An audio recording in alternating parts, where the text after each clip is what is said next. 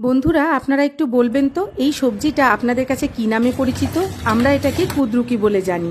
এখানে দেখতেই পাচ্ছেন চিংড়ি মাছ নুন আর হলুদ মাখিয়ে আমি সর্ষের তেলে ভেজে তুলে রেখেছি। তারপর ওই তেলেই কুদ্রুকিগুলো এইভাবে কেটে সেটাকে তুলে বেশ ভাজা ভাজা হয়ে এসছে কুদ্রুকিগুলো, সেই অবস্থায় তুলে নিয়েছি। এরপর এর মধ্যে আবার একটু সর্ষের তেল দিয়ে দিয়েছি দুটো শুকনো লঙ্কা, তেজপাতা, পাঁচফোড়ন, দিয়ে দিয়েছি হলুদ গুঁড়ো, শুকনো লঙ্কার গুঁড়ো আর ধনে জিরে গুঁড়ো। সব মশলার পরিমাণ কিন্তু খুবই সামান্য। দিয়ে দিয়েছি আদা বাটা আর দিয়ে দিয়েছি একটা পেঁয়াজ বাটা, আর এর মধ্যে এরপর দিয়ে দেবো একটা টমেটো বাটা। ব্যাস মশলার কাজ এখানেই শেষ, আর কোনো মশলা আর লাগবে না। এরপরে ভেজে রাখা কুদ্রুকিগুলো এর মধ্যে দিয়ে দিয়েছি।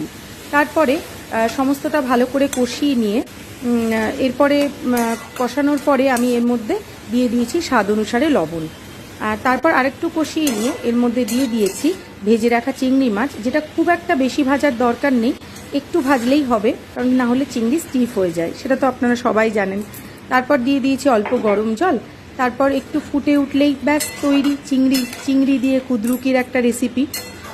বেশ ভালো, কিন্তু আপনারা চাইলে এর মধ্যে একটু ঘিও দিতে পারেন, কিন্তু আমি আর দিইনি। এই রান্নাটা আমি শিখেছি শাশুড়ি মায়ের কাছ থেকে। আমার বাবার বাড়ির দিকে সেরকম কুদ্রুকির তরকারি খুব একটা খাইনি, এ বাড়িতে এসেই সেটা খেয়েছি। আপনাদেরও ভালো লাগলে চ্যানেলটিকে ফলো, লাইক ও শেয়ার করে দিয়ে আমার পাশে থাকবেন।